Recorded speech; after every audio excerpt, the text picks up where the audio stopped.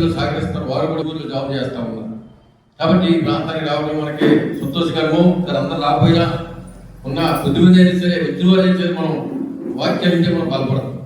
వారి సాక్ష్యాన్ని బట్టి, వారు చెప్పే వాక్యాన్ని బట్టి మనం శ్రద్ధగా ఆర్గించాలని తెలియజేస్తాను బిడ్డారా. ఎందుకంటే సమయం మనకి 12:10 అవుతుంది కాబట్టి సమయం మనకి ఇస్తా ఉన్నాను. నీకు ఏది బాగాలేకపోయినా ఆయన చెప్పుకుంటే వెంటనే తీసేస్తాడు. నీకు సంపూర్ణ స్వస్థనిస్తాడు, మంచి ఆరోగ్యాన్ని ఇస్తాడు. అయితే కొంతమంది ఏదో ఒకలాగున్నాంలే, మేము మా జీవితంలో సంతోషమే లేదు, ఏదో అలా బతుకుతున్నామమ్మా, మా కుటుంబంలో శాంతి సమాధానం లేదు అని చెప్తా ఉంటారు. కానీ ఆ శాంతి సమాధానం మనకు కావాలి అంటే యేసయ్య దగ్గరికి మనము రావాలి, ఆయన మందిరానికి రావాలి, ఆయన మాటలు వినాలి, ఆయన మాటకి లోబడాలి. ఆయన ప్రేమిస్తూ మనము ఉంటే ఆయన పరిపూర్ణంగా నేను సంతోషంగా ఉంచేదానికి దేవుడు ఎప్పుడు సంసిద్ధుడిగా ఉంటున్నాడు. కాబట్టి మనందరం ఆయన దగ్గరికి వచ్చే వారంలాగా మనము ఉండాలి. చిన్న ప్రార్థన చేసుకుందాం. మహాపరిశుద్ధుడా, మహోన్నతుడా, మా జీవము కలిగిన తండ్రి, జీవాధిపతి యేసుక్రీస్తు ప్రభువా, మీ అమూల్యమైన ఘనమైన ఉన్నతమైన నామములకు స్తుతులు స్తోత్రములు వందనములు చెల్లించుకుంటున్నాం తండ్రి. ఈ చాకలి కొండలు ఈ యొక్క మందిరంలో తండ్రి నీ బిడ్డలతో చేర్చి మీ యొక్క వాక్యమును పంచుకుంటుకు నాయన మీరిచ్చిన ఈ శ్రేష్టమైన సమయం కొరకు వందనాలు చెల్లించుకుంటున్నాం. నా నోట మీ మాటలు ఉంచండి నాయన తండ్రి. మీ బిడ్డలకు వాటిని వినిపింప చేయండి. బిడ్డలకు వినగల చెవులను, గ్రహించగలిగిన మనసును దయచేయండి.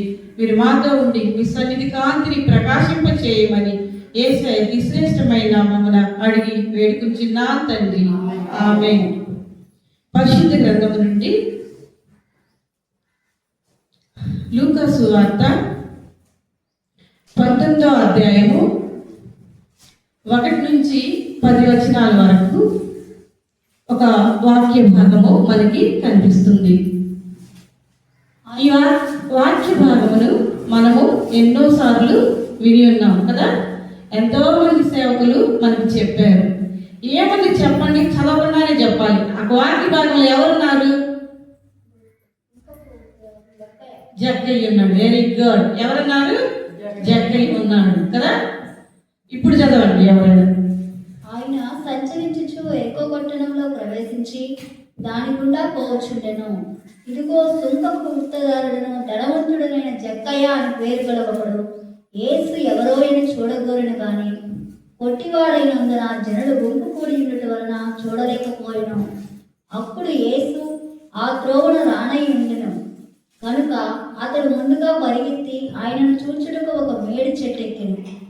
యేసు ఆ చోటికి వచ్చినప్పుడు కన్నులెత్తి చూచి, జక్కయ్య త్వరగా దిగుము, నేడు నేను నీ ఇంట నుండవలసినదని అతనితో చెప్పగా అతడు త్వరగా దిగి సంతోషముతో ఆయనను చేర్చుకొనెను. అందరూ అది చూచి ఈయన పాపి అయిన మనుష్యుని యొక్క బస చేయవలెనని చాలా సనుక్కొనిది. జక్కయ్య నిలువబడి, ఇదిగో ప్రభువా, నా ఆస్తిలో సగం బెదిరిపించుచున్నాను. నేను ఎవరి వద్దనైనను అన్యాయముగా దేనినైనా తీసుకుని ఎడలా అతనికి 4 వంతులు మరలా చెల్లించేదనని ప్రభుతో చెప్పెను. అందుకు యేసు, ఇతను అబ్రహాము కుమారుడే, ఎందుకనగా నేడు నీ ఇంటికి రక్షణ వచ్చి ఉన్నది. నశించిన దానిని వెలికి రక్షించుటకు మనుష్య కుమారుడు వచ్చనని అతనితో చెప్పెను. వారు ఈ మాటలమ్మా చాలు 1 నుంచి 10 వచనాల వరకే కదా. ఇక్కడ మనకి ఎవరు కనపడుతున్నారు? జక్కయ్య. అతని పేరు జక్కయ్య. అతని ఎలాంటి వాడంటే చాలా పొట్టివాడు. అతని ఎలాంటి వాడు? పొట్టివాడు. అయితే అతనికి ఒక ఆశ ఉండేది. అతని చెవిన ఏమి వినపడుతుందంటే, యేసు అనే ఒక అతను ఉన్నాడు, అతను ఎంతో శక్తిమంతుడు, అతను ఎన్నో అద్భుత కార్యాలు చేస్తున్నాడు, ఎన్నో ఆశ్చర్య కార్యాలు చేస్తున్నాడు, ఎంతో మందికి కుంటి వారిని నడిపిస్తున్నాడు, కళ్ళు లేని వాళ్ళకి కళ్ళు తెరిపిస్తున్నాడు. అంతేకాదు ఎంతోమంది మోగవారికి మాట వచ్చేలాగా చేస్తున్నాడు. పక్షవాయుతో ఉన్న వాళ్ళని, కుష్ఠరోగులని ఎంతో మందిని స్వస్థపరుస్తున్నాడు. యేసు ఆయన అంత శక్తివంతుడు. అబ్బా, ఆయన ఎట్లాగైనా నేను చూడాలి, ఒక్కసారి చూడాలి ఆయన చూడాలి, నాకు ఆశ ఉంది. ఎప్పుడు కనిపిస్తాడు, ఎక్కడ కనిపిస్తాడు, ఎట్లయినా సరే ఆయన చూడాలని ఆశతోటి ఉన్నాడు. దేవుడు ఎవరు?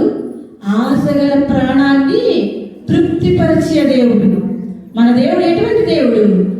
ఆశగల ప్రాణాన్ని తృప్తిపరిచే దేవుడు. జక్కయ్యకి ఆశ ఉంది.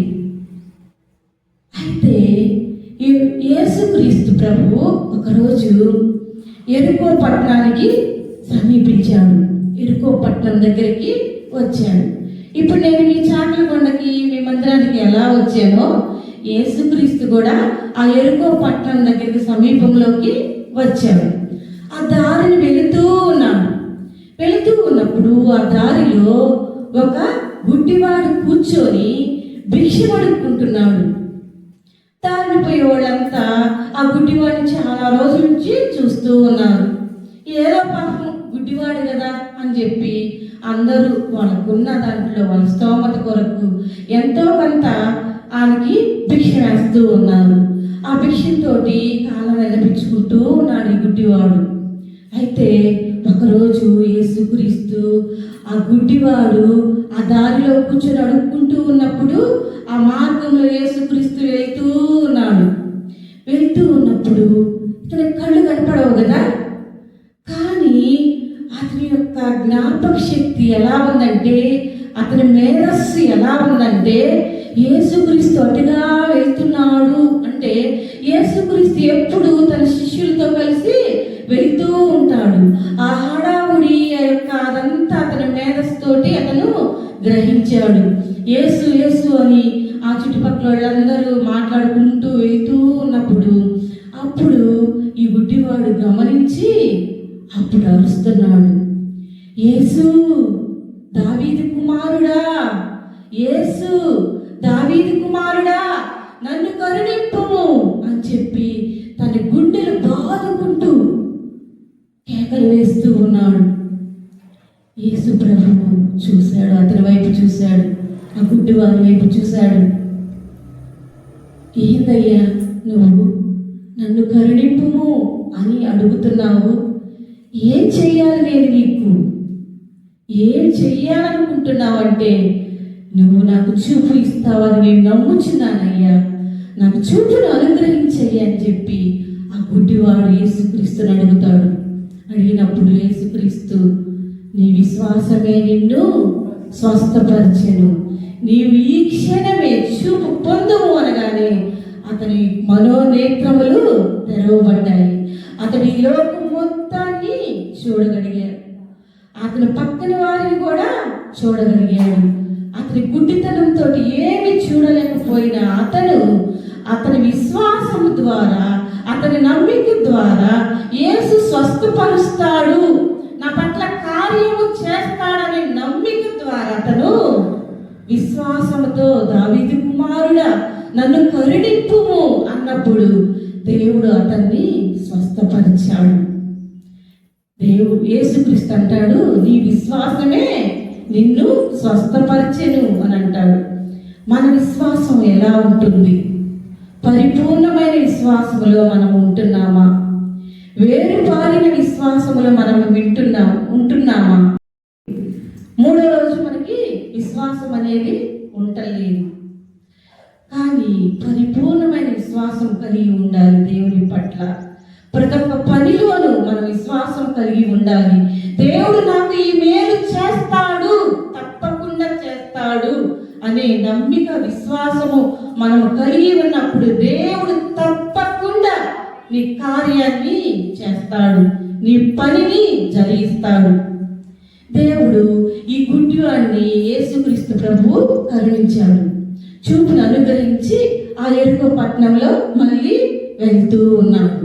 అంతలోకి ఈ జక్కయ్య విన్నాడు, యేసుక్రీస్తు యెరికో పట్టణంలోకి వస్తున్నాడు అని వినినప్పుడు అప్పుడు అతనికి మళ్ళీ ఆశ కలిగింది. ఎట్లయినా నేను యేసయ్యను చూడాలి, ఆయన చూడాలి, ఆయన దగ్గరికి వెళ్ళాలి ఎట్లయినా అని అనుకున్నాడు.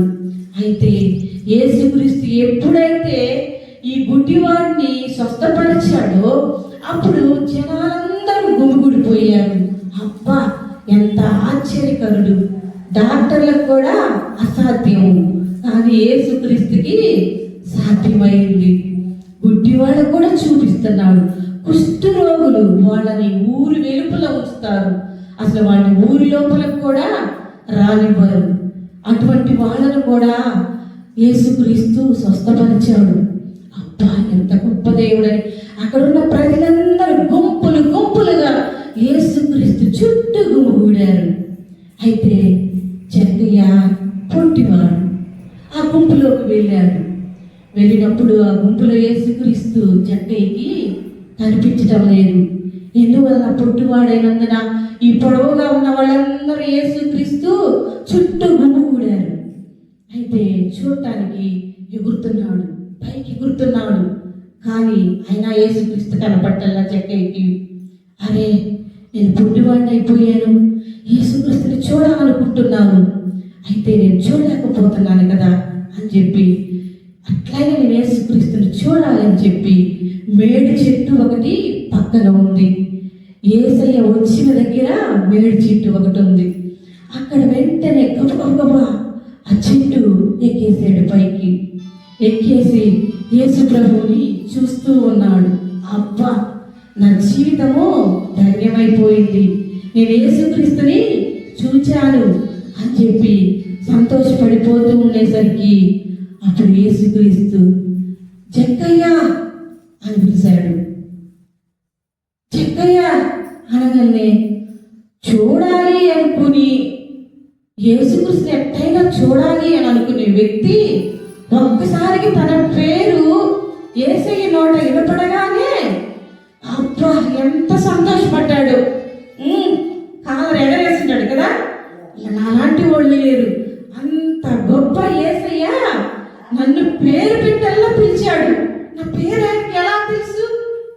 నేను ఎప్పుడు చెప్పలేదే, అసలు ఆయన ఎవరో కూడా నాకు తెలియదు, నేనెవరో కూడా ఆయనకు తెలియదు. అయినా నేను చెట్టెక్కిన సంగతి ఎట్ట చూశాడు, అసలు నా పేరు ఎట్ట తెలుసు అని ఆశ్చర్యపోయాడు జక్కయ్య. అబ్బా, యేసయ్య నన్ను పిలిచాడు కదా. సంతోషపడిపోయి జక్కయ్య చెట్టు దిగిరా అన్నాడు యేసయ్య. అప్పుడు చెట్టు దిగి వచ్చాడు. వచ్చి అప్పుడు అంటున్నాడు యేసయ్య, చూద్దామా అక్కడ బైబిల్లో చూద్దామా, యేసు ఎవరో అని చూడగోరి పొట్టివాడైనందున జనులు గుంపు కూడి ఉండుట వలన చూడలేకపోయాను. అప్పుడు యేసు ఆ త్రోవలో రానయుండిన కనుక అతను ముందుగా పరిగెత్తి ఆయన చూచుటకు ఒక మేడి చెట్టు ఎక్కాను. యేసు ఆ చోటికి వచ్చినప్పుడు కన్నులెత్తి చూచి, జక్కయ్య త్వరగా దిగుము, నేడు నేను నీ ఇంట నుండవలసి ఉన్నదని అతనితో చెప్పగా. అబ్బా, జక్కయ్య జాక్పాట్ కొట్టాడు. అసలు దేవుని చూడటమే నా జీవిత ధన్యమైంది అనుకున్నాడు. యేసుక్రీస్తు నోట తన పేరు వినపడగానే సంతోషపడిపోయాడు.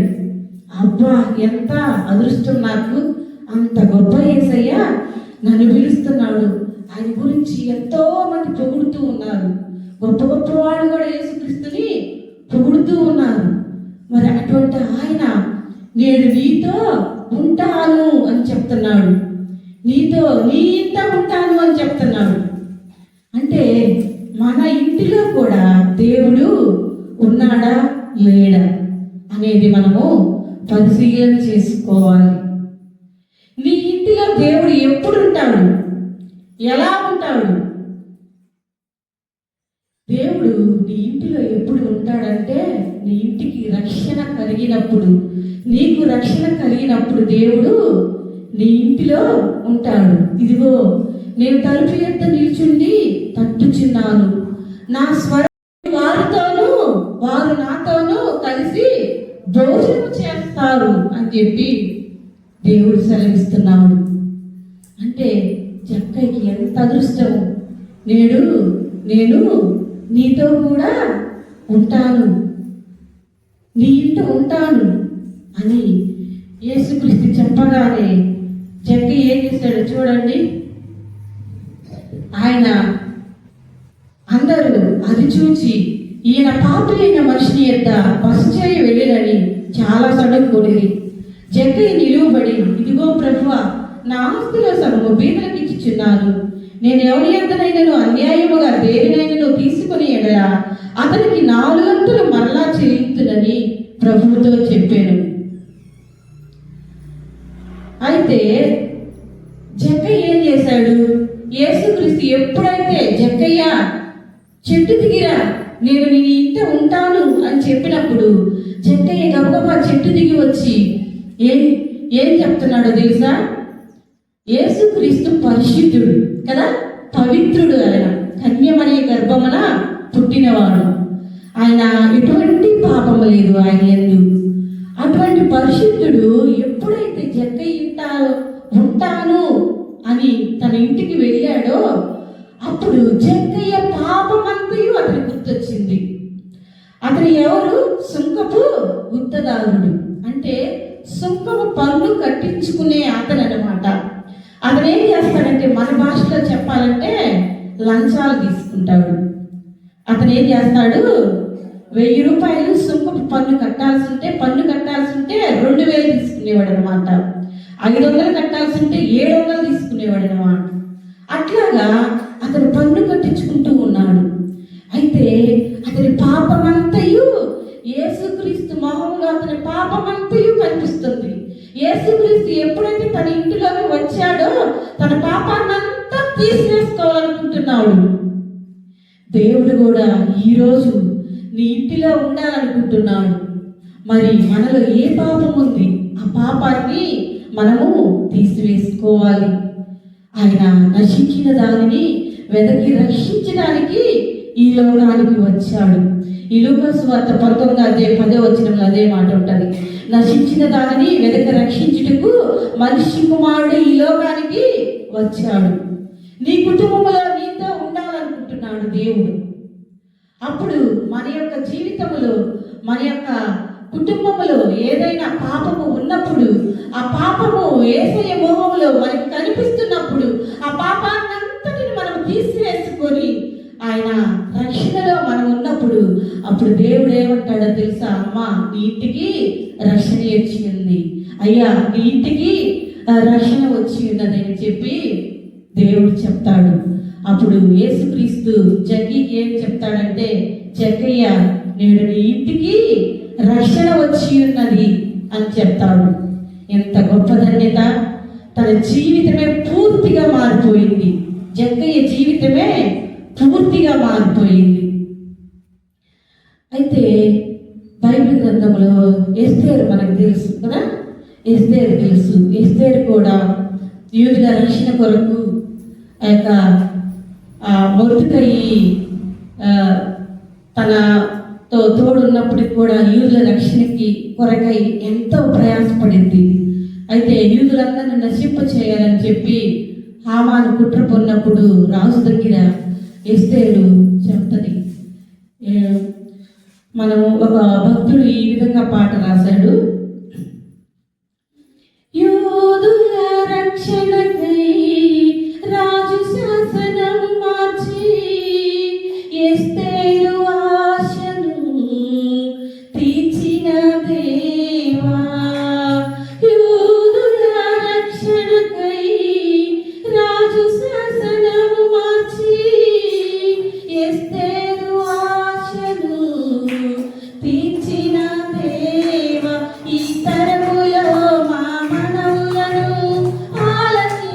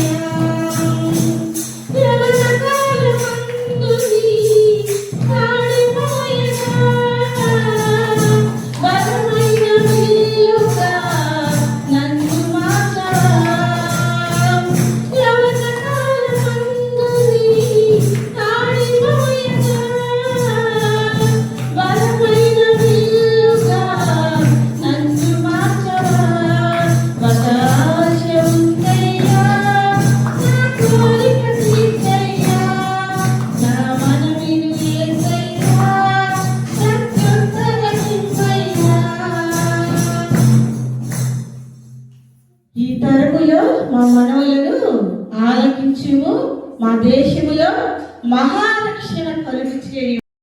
అప్పుడు యూదులందరూ కాపాడబడతారు, రక్షణ పొందుతారు. ఆ రీతిగా ఎస్తేరు తన యొక్క జనాంగాన్ని మొత్తము రక్షించుకుంటుంది. యేసు కూడా చెప్తున్నాడు, నీ ఇంట రక్షణ వచ్చి ఉన్నది అని చెప్తూ ఉన్నాడు. బైబిల్ గ్రంథంలో ఎఫెసీయులకు రాసిన పత్రిక 5వ అధ్యాయము 23వ వచనము మనం చూస్తే అక్కడ రక్షణ గురించి మనకి ఒక మాట ఉంది. చదవండి ఎవరైనా. 5వ అధ్యాయము 23వ వచనము. క్రీస్తు సంఘములకు శిరస్సైయున్నలాగున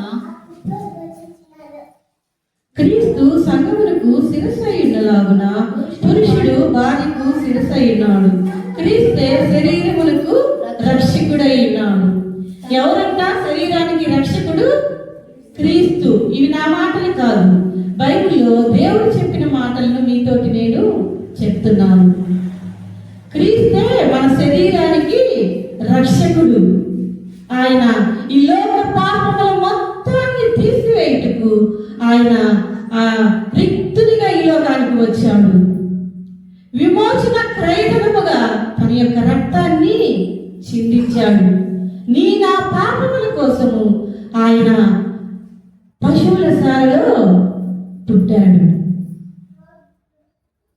ఆయన ధనవంతుడైంది కూడా దరిద్రుడిలాగా ఈ లోకానికి వచ్చాడు. దీనుడిగా ఈ లోకానికి వచ్చాడు. ఎందుకు వచ్చాడు? మనకి రక్షణ కలుగు చేయటానికి యేసుక్రీస్తు ఈ లోకానికి వచ్చాడు. మన శరీరమునకు కూడా ఆయనే రక్షణయే ఉంటున్నాడు. యెషయా గ్రంథము 45వ అధ్యాయము 22వ వచనము. యెషయా 45వ అధ్యాయము 22వ వచనంలో మనం గమనిస్తే, భూదిగంత నివాసులారా నా వైపు చూసి రక్షణ పొందుడి, దేవుడును నేనే, మరి ఏ దేవుడును లేడు. ఎవరి వైపు చూస్తే రక్షణ వస్తుందంట? యేసు వైపు చూస్తే రక్షణ వస్తుందంట. యేసు వైపు చూచినప్పుడు మాత్రమే మనకి రక్షణ వస్తుంది. సినిమాలు చూస్తేనే, షికార్లు చేస్తేనే, ఈ లోకంలో పాపం వైపు చూస్తూ వెళ్తూ ఉంటే మనకి రక్షణ అనేది రాదు. మనకి రక్షణ ఎట్లా వస్తుందంటే యేసు వైపు చూస్తేనే మనకి రక్షణ అనేది వస్తుంది. హెబ్రీయులకు రాసిన పత్రిక 12వ అధ్యాయంలో మనం గమనిస్తే, ఇంత గొప్ప సాక్షి సమూహము మేఘము వల్లే మనల్ని ఆవరించినందున సులువుగా చిక్కులు పెట్టి పాపమును తీసివేసుకొని యేసు వైపు చూస్తూ మన ఎదుట ఉంచబడిన పరుగు పందెములో ఓపికతో పరుగెత్తుదము. మన ఎదుట ఉంచబడిన పరుగు పందెము అదే ఈ లోక జీవన యాత్ర. ఈ పరుగు పందెంలో ఎవరి వైపు చూడాలంటే యేసు వైపు చూడాలి. యేసు వైపు చూస్తేనే నీకు రక్షణ. అంతేకాదు ఈ లోకం వైపు చూస్తే నీకు నాశనమే కలుగుతుంది. యేసు వైపు చూసినప్పుడు నువ్వు రక్షించబడతావు. నీ జీవితము మార్చబడుతుంది, నీ బ్రతుకు మార్చబడుతుంది, నీ కుటుంబం మార్చబడుతుంది. నీ కుటుంబంలో సమృద్ధిగా దీవెనలు ఉంటాయి. నాకు మేలు జరగట్లేదని నువ్వు బాధపడుతున్నావేమో, నా స్థితి బాగలేదని నువ్వు బాధపడుతున్నావేమో, ఎప్పుడైతే నువ్వు యేసు వద్దకు వచ్చి నీ పాపములకు ప్రాయశ్చిత్తము పొంది నువ్వు యేసు ప్రభువుని అయ్యా నువ్వే నా రక్షకుడివి అని అడిగినప్పుడు ఆయన నీ సమస్త పాపములన్నిటిని క్షమించి నిన్ను హత్తుకునేదానికి సంసిద్ధుడిగా ఉన్నాడు. భూదిగంత వాసులారా అంటున్నాడు. ఒకరికి కాదు, ఇద్దరికి కాదు, ఒక ఊరికి కాదు, ఒక గ్రామానికి కాదు, ఒక జిల్లాకి కాదు, ఒక రాష్ట్రానికి కాదు, ప్రపంచానికే చెప్తున్నాడు. భూదిగంత వాసులారా నా వైపు చూచి రక్షణ పొందిడి. హల్లెలూయా, హల్లెలూయా. నా వైపు చూస్తేనే మీకు రక్షణ అనేది ఉంటది అని దేవుడు ఈ రోజు వాక్యం ద్వారా మనకి తెలియజేస్తూ ఉన్నాడు. ఆయన కృప, ఆయన జాలి, ఆయన దయ మన మీద ఎల్లప్పుడూ ఉండాలి. ఒక భక్తుడు ఈ విధంగా రాస్తున్నాడు పాట. నీ కృపతో నింపిన నా జీవితం మహోన్నత సేవకే అంకితం. నా ఊహకు అందరికీ త్యాగమే. నన్ను నీలో స్థిరపరచెను. సరిహద్దులేని శాశ్వత ప్రేమను నాపై చూపావు. అనులేని ఆనందంతో అనుదినము స్తుతిపాడును. సరిహద్దులేని శాశ్వత ప్రేమను నాపై చూపావు. అనులేని ఆనందంతో అనుదినము స్తుతిపాడును. నీ కృపతో నిండి నా జీవితం మహోన్నత సేవకి అంకితం. నా ఊహకు అందరికీ త్యాగమే. నన్ను నీలో స్థిరపరచెను. ఉన్నత స్థలములలో నన్ను నిలుపుటకు త్యాగమైతివి. ఆకాశంలో నేను కనిపెట్టుకుందును నీవు సన్నిధిలో. ఉన్నత స్థలములలో నన్ను నడుపుటకు త్యాగమైతివి. ఆకాశంలో నేను కనిపెట్టుకుందును నీవు రాకకై. నా స్తుతి మాలిక నీవేనయ్యా. నీ ఆత్మతో నన్ను నింపుమయ్యా. నా స్తుతి మాలిక నీవేనయ్యా. నీ ఆత్మతో నన్ను నింపుమయ్యా. నీ కృపతో నిండి నా జీవితం మహోన్నత సేవకి అంకితం. నా ఊహకు అందరికీ త్యాగమే. నన్ను నీలో స్థిరపరచెను. సరిహద్దులేని శాశ్వత ప్రేమ నాపై చూపావు. అనులేని ఆనందంతో అనుదినము స్తుతిపాడును. సరిహద్దులేని శాశ్వత ప్రేమను నాపై చూపావు. అనులేని ఆనందంతో అనుదినము స్తుతిపాడును. నీ కృపతో నిండి నా జీవితం మహోన్నత సేవకి అంకితం. ఆయన కృప లేకపోతే మనము బ్రతకలేము. ఆయన దయ లేనిదే మనము బ్రతకలేము. మన ఇంటికి, మన బిడ్డలకి, మనకి, మన కుటుంబానికి రక్షణ అనేది చాలా అవసరము. ఆ రక్షణ అనేది ఉంటే నిరంతరము మనము నిత్య జీవములో ఉంటాము. ఆయనతోటి ఉంటాము. మనము దేవునితోటి యుగ యుగములు మనము ఉంటాము. ఎప్పుడైతే నీవు యేసుక్రీస్తుని కలిగి ఆయన లోకంలో ఆయనతోటి నువ్వు ఉండాలి అంటే నీకు మారు మనసు అనేది అవసరము. పాప పశ్చాత్తాపం అనేది అవసరము. కొంతమంది అయితే మందిరంలో ఉన్నంతసేపే భక్తి, బయటికి వెళితే లోకంతో కలిసిపోతారు, లోకములో కలిసిపోతారు. కానీ మనమైతే ప్రత్యేకింపబడిన వారముగా ఉండాలి. క్రీస్తు బిడ్డల వల్లే మనం ఈ లోకములో జీవించాలి. క్రీస్తు సహవాసాన్ని కలిగి మనము జీవించాలి. క్రీస్తుకు మాదిరిగా మనము జీవించాలి. ఆయన పరిశుద్ధుడు కనుక మనము పరిశుద్ధులుగా జీవించాలి. ఆయన పవిత్రుడు కనుక మనము కూడా పవిత్రతను కలిగి జీవించాలి. ఈ లోకములో ఆ రీతిగా మనందరము జీవించాలి. అప్పుడు మన కుటుంబములు ఆశీర్వదించబడతాయి. మనకు కావలసిన ప్రతి ఒక్క మేలుని ఆయన దయచేసే దేవుడుగా ఉంటున్నాడు.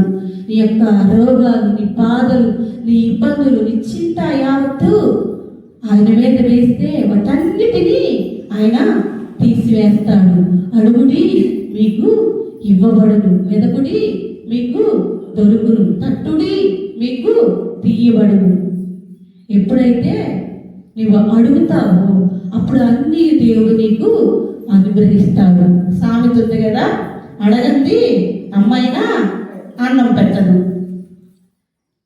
అయితే ఒక కుటుంబం ఉంది. ఆ కుటుంబంలో తల్లి, తండ్రి, భార్య, భర్త ఉన్నారు. ఉంటే తల్లి బిడ్డ పట్ల చాలా ప్రేమ కలిగి ఉంటుంది. తన బిడ్డ తిన్నాడో లేదో అని చెప్పి ఆలోచిస్తూ ఉంటుంది. అయితే ఒకరోజు భార్య ఊరికి వెళ్ళినప్పుడు ఆ బిడ్డ బాగోగులన్నీ ఆ తల్లి చూసుకుంటూ ఉంది. అయితే కుమారుని చాలా ప్రేమగా పెంచుతుంది. ఆ కుమారుడు త్రోవ తప్పి వెళ్తూ ఉన్నాడు. యవన ప్రాయంలో ఉన్న ఆ కుమారుడు త్రోవ తప్పి తిరుగుతున్నాడు. సిగరెట్ల అలవాటు నేర్చుకున్నాడు, మందు తాగుతూ ఉన్నాడు. అంతేకాకుండా ఇంట్లో భార్యని కొడుతూ హింసిస్తూ ఉన్నాడు. అయితే ఆ తల్లి ఆ బిడ్డను చూసి చాలా బాధపడుతుంది. ఆ తల్లి మంచి విశ్వాసురాలు. అయ్యో, నా బిడ్డ నశించిపోతున్నాడే, నా బిడ్డ నరకానికి వెళ్తాడు కదా, నా బిడ్డ రక్షింపబడాలి, రక్షణ పొందుకోవాలి నా బిడ్డ, కాబట్టి నా బిడ్డ కొరకు నేను ప్రార్థన చేస్తానని చెప్పి దేవుని ఆలయానికి వచ్చి దేవుని సన్నిధిలో మోకాళ్ళుని ప్రార్థన చేసింది. మోకాళ్ళుని ఎంత గట్టిగా విశ్వాసంతోటి, నా బిడ్డను రక్షించయ్యా, నా బిడ్డ నశించిపోతున్నాడు, లోక ఆశలకు లోనవుతున్నాడు, లోకం వైపు చూస్తున్నాడు, నా బిడ్డ అన్ని చెడు అలవాట్లు నేర్చుకున్నాడు, చెడ్డవాడుగా ఉంటున్నాడు అయ్యా, నా బిడ్డని నువ్వే రక్షించుకోయ్యా అంటే అప్పుడు యవన ప్రాయంలో కాడు మోయిట నరునికి మేలు. అంతేకాకుండా ఆ యొక్క మనసు కరిగిపోతూ ఉంది, వేదన పడుతుంది, మళ్ళీ ప్రార్థన చేస్తూనే ఉంది, నిరంతరం ప్రార్థన చేస్తుంది. అయితే ఎలాగా దేవుడితో పోరాడుతూ ఉంది. అయ్యా, నువ్వు చేస్తేనే నా బిడ్డ నశించుట నాకు ఇష్టం లేదయ్యా, నీకు ఇష్టమా తండ్రి, నా బిడ్డ నశించుట నీకు ఇష్టం కూడా లేదు కదయ్యా, ఇప్పుడే నా బిడ్డని మార్చయ్యా అన్నప్పుడు దేవుని యొక్క వెలుగుని ఆ బిడ్డ చూడటం జరుగుతుంది. ఆ వెలుగును చూసి ఆ బిడ్డ మారు మనసు పొంది ఆ యొక్క చెడు అలవాట్లన్నీ మానుకొని దేవుని ఆలయానికి వెళ్తూ దేవుళ్ళు సుఖంగా జీవిస్తూ అతనికి సంతానం కూడా కలిగింది అనమాట. అన్ని రోజులు అతనికి సంతానం కూడా లేదు. ఎప్పుడైతే తన మారు మనసు పొంది దేవుని ఎదుకు వచ్చి దేవుని అడుగుతాడో అప్పుడు అతనికి దేవుని సంతానాన్ని కూడా అనుగ్రహిస్తాడు. అంటే దేవుని యొక్క కార్యములు అలా ఉంటాయి. ఆయన కార్యములు గొప్పవి, ఆయన కార్యములు ఆశ్చర్యకరమైనవి, అద్భుతమైన కార్యములు. ఆయన కార్యములన్నీ నువ్వు నమ్మికతో ఆయన అడిగితే ఆయన తప్పకుండా చేస్తాడు. నువ్వు విశ్వాసం ఉంచి ఆయన అడిగి నువ్వు ఎప్పుడైతే రక్షణ పొందుతావో, విశ్వాసం ఉంచుతావో, నమ్మకం ఉంచుతావో అప్పుడు నీకు కావాల్సిన మేలులన్నీ దేవుడు నీ కుటుంబానికి, నీకు, నీ బిడ్డలకి దయచేస్తాడు. ప్రభువు అయిన యేసుక్రీస్తు యొక్క రక్షణ మీ మీద, మీ సంఘం మీద, మీ సంఘ కాపరి కుటుంబం మీద, మీ ఊరి మీద ఉండుగాక. ఆమేన్. ఇంతటితో ఈ వాక్య భాగాన్ని ముగిస్తున్నాను. సాక్ష్యం పెట్టి వాక్యాన్ని పెట్టి మనం పెట్టిన పాశ్రమ ప్రార్థన చేస్తుంది. అందరూ కూడా మోకరించండి, ప్రార్థన చేసుకుని వాక్యాన్ని పెట్టి సాక్ష్యాన్ని పెట్టి మనం వారి కుటుంబం కొరకు ఈ సమయంలో వారు చేసే పరిచయం కోసం ప్రార్థన చేస్తున్నాం. అందరూ మోకరించినట్లయితే ప్రార్థన చేసుకుందాం. మహాపరిశుద్ధుడా, ప్రేమ నమ్మకమైన దేవా, నీకు వందనాలు, స్తోత్రాలు తండ్రి. ఎంతవరకు కూడా ప్రభా పాటల ద్వారా, ఆరాధన ద్వారా మీరు మహిమ పొందుకున్నందుకు వందనాలు, స్తోత్రాలు అయ్యా. ఇదిగో ప్రభా ఆయన తండ్రి అతని నుంచి ఇంత దూరం ప్రభా మరి సేవకురాలు అయ్యా, ఎదుగుతుంది ఇద్దరు కూడా భార్యాభర్తలు మీరు మా మందిరానికి నడిపించినందుకు వందనాలు, స్తోత్రాలు ప్రభా. అవును ప్రభా తండ్రి, మంచి వర్తమానము, ఒక సాక్ష్యము నాయన మాకు నాయన బలపడటానికి సాక్ష్యం ఇచ్చినందుకు వందనాలు. అయా ఇదిగో తండ్రి అయా వాక్యాన్ని బట్టి కూడా ప్రార్థిస్తున్నాం. అవును ప్రభా, జకర్యా నిన్ను చూడాలని ప్రభా తండ్రి వేడి చెట్టు ఎక్కాడు ప్రభా నాయన తండ్రి. ఆయన దగ్గరికి వెళ్ళి నాయన జకర్యా త్వరగా దిగిరాని ఇంటికి రక్షణ వచ్చిందన్నారు ప్రభా. అయా ఈ మధ్యాహ్నం వేళ ప్రభా నాయన మా ఇంటికి అందరికి కూడా రక్షణ దయచేయమని ప్రార్థిస్తున్నాం. ఏ పాపంలో ఆ సుంకం వసూలు చేసేవాడు ప్రభా అందరి దగ్గర, అయా డబుల్కి డబుల్ తీసుకునేవాడు ప్రభా. ఇదిగో తండ్రి అటు జీవితాలు మాలో ఉన్నాయేమో మమ్మల్ని క్షమించమని కూడా ప్రార్థిస్తున్నాం ప్రభా తండ్రి. జకర్యా ఇంటికి రక్షణ వచ్చినట్టుగా మా ఇంటికి కూడా రక్షణ మీరు దాయిచేయమని ప్రార్థిస్తున్నాం. దైవజనురాల్ని బలంగా మీరు వాడుకోండి ప్రభా. ఎక్కడ పిలిస్తే అక్కడ నీ యొక్క అయా తండ్రి వాక్యంలో బలంగా వాడుకోండి నాయన. అయా ఇక బ్రదర్ గారిని బట్టి కూడా ప్రార్థిస్తున్నాం ప్రభా. ఆయన చెప్పిన సాక్ష్యాన్ని బట్టి వందనాలు ప్రభా. ఇంకా మీరు వాడుకోండి. వారికి ఇచ్చిన పిల్లల్ని బట్టి ప్రార్థిస్తున్నాం ప్రభా. బిడ్డలను కూడా చదువులోని వారు ఏ ఉద్దేశించారో ఆశగల ప్రాణాన్ని తృప్తిపరిచేదేడా మీరు ఆ బిడ్డలను ఆశీర్వదించండి. వాళ్ళ తగిన జాబులు మీరు దాయిచ్చేయమని ప్రార్థిస్తున్నాం. నీ చిత్తమైతే నాయన మరొకసారి మేమందరం కలుసుకున్నట్టు దాయిచ్చేయమని కూడా ప్రార్థిస్తున్నాం.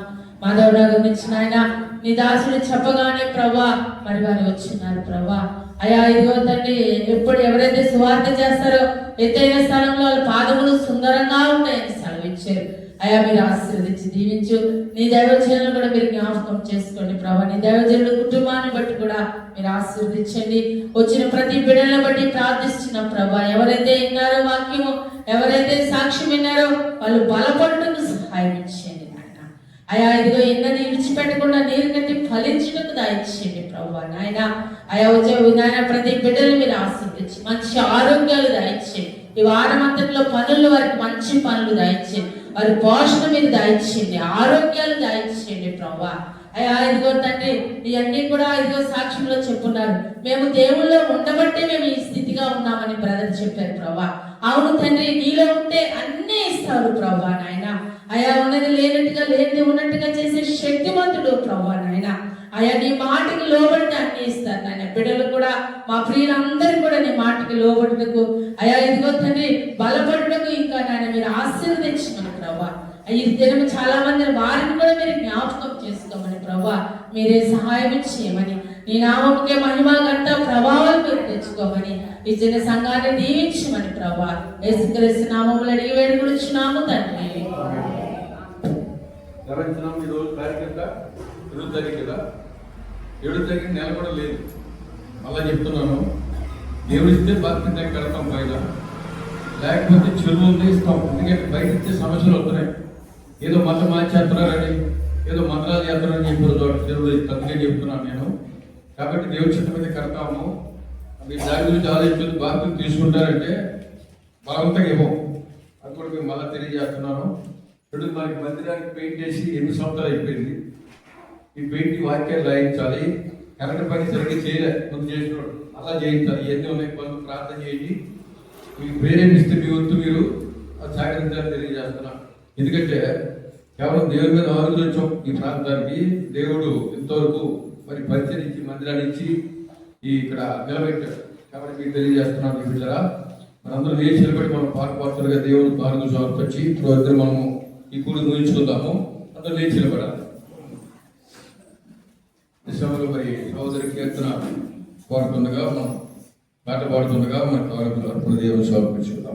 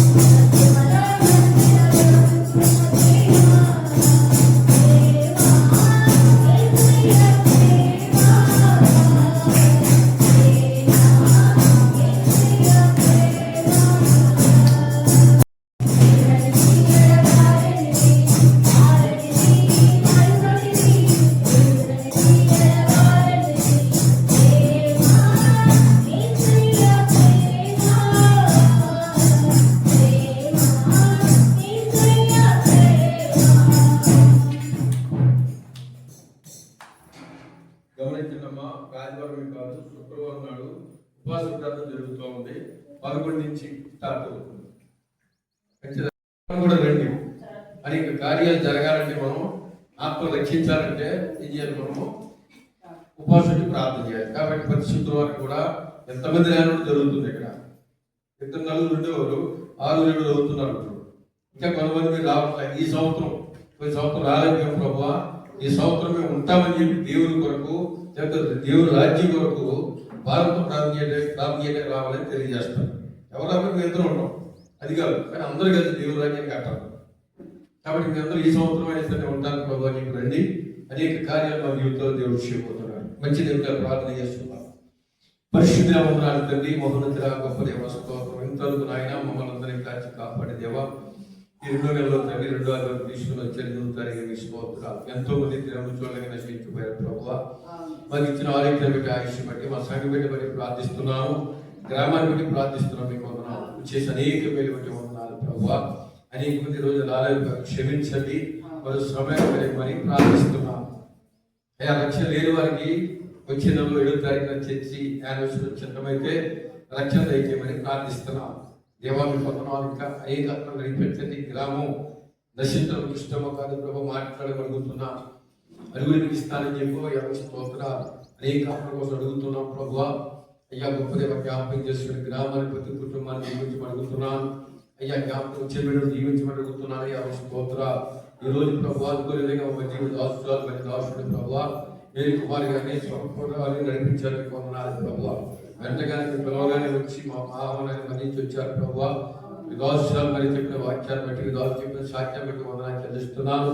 ఇంకా బలంగా వాడుకోమని ప్రార్థిస్తున్నాం. అయ్యా వారి కుటుంబాన్ని దీవించి 2 కుమారులను దీవించి అడుగుతున్నాను. తెలివిపోతున్నా ఈ పరిచయం ఇంకా బలంగా వాడుకోమని ప్రార్థిస్తున్నాను. వారు ఇచ్చిన ఆసక్తిని బట్టి మమ్మల్ని చెల్లిస్తున్నాను ప్రభు. ఈ పరిచయం చేయాలి ఉద్దేశంతో ప్రభు ఇంతమంది దూర ప్రాంతాల నుంచి తీసుకుని వచ్చారు. వందనాలు. ఇంకా అవసరం వాడుకోమని ప్రార్థిస్తున్నాం. వారి కుటుంబాన్ని దీవించబడుతున్నాను. మీకు వందనాలు ప్రభు. అదే ఇంకా తండ్రి ఆయన స్తోత్రాలు. గ్రామానికి ఒకసారి జ్ఞాపకం చేస్తున్నాను. మీరు మాట్లాడే దేవుడి గారికి మాట్లాడగలుగుతున్నాం. శక్తి చేత బలం చేత మేము ఈ ఆత్మ సంపాదించగలని చెల్లిస్తున్నాను. నిన్ను ఇక్కడ ఇబ్బందులు, అనారోగ్యాలు అయ్యా మందపడికి వచ్చేప్పటికీ దాసుడు ప్రభు అయ్యా నిలబెట్టారయ్యా స్తోత్రాలు ప్రభు. అయ్యా మరి ఆశగా ప్రాణాలు ఉంచుకొస్తారని చెప్పారు. అనేక శృతించి ఆరాధించాలని ఆశపడుతున్నాం. ఆయన సహాయం తెచ్చమడుగుతున్నాం. ఎవరు జ్ఞాపకం చేసుకోండి. గ్రామాలను దర్శించండి. అది బిడ్డ గ్రామంలో సాగించిన కానుకలు ప్రభు ఇప్పుడు ఉప్పుల మీద జ్ఞాపకం చేసుకోండి ప్రభు. తరవంతగా నూరుగా పొందైతే మేము ప్రార్థిస్తున్నాం. మమ్మల్ని కూడా సేవల పరంగా ఇక్కడ సంఘాన్ని బలపరిచి వాడుకోమని ప్రార్థిస్తున్నాను. విధోత్సవం మంచి ఆరోగ్యం నుంచి తండ్రి కుమారి కూడా ప్రభు అయ్యా మరి జానపదాల నుంచి అభిజీవుతున్నాను. అయ్యా మీ బిడ్డ కూడా వాడుకోమని ప్రార్థిస్తున్నాం. ఎవరు జ్ఞాపకం చేసుకుని ప్రార్థిస్తూ ఈ మందిరం సన్ని కూడా మీ చేతికి అభిజీవుతాం. మీరే నడిపించి సహాయపడమని ప్రార్థిస్తూ తిరిగి బిడ్డ గృహాన్ని ఇల్లును కూడా క్షేమంగా నడిపించమని సమస్త ఘనత మహిమని పొందుకోమని యేసు క్రీస్తు అనే నామములో ప్రార్థించని వేడుకుంటున్నాము తండ్రి. ఆమె నా ప్రారంభ యువాన్ని పొందించము, నా అంతరంగా ఉంటున్న సమస్తమాని పరిశుద్ధ నామాన్ని పొందించము, నా ప్రారంభ యువాన్ని పొందించము. ఆయన చేసిన ఉపకారములు దేని వల్ల ఆమె తండ్రి దేవుని ప్రేమ, మన రక్షణ యేసు క్రీస్తు వారి కృప, పరిశుద్ధాత్మ యొక్క అన్యోన్య సహవాసము ఈరోజు వాక్యం ఇచ్చినటువంటి దాసురాలు మేరీ కుమార్ గారికి, సాక్షి చెప్పిన సమూహ గారికి, వారి కుటుంబానికి, అక్కడ సగల పరిశుద్ధులకు, సార్వత్రిక సంఘాలకు సదా పోలేవి నడిపించును గాక. ఆమేన్. హల్లెలూయా, హల్లెలూయా. వందనాలు. ప్రార్థన ముందుకు వచ్చి ప్రార్థన చేసుకోండి. చౌకల ద్వారా ఒకరికొకరు మీరు వందనాలు చెల్లించండి.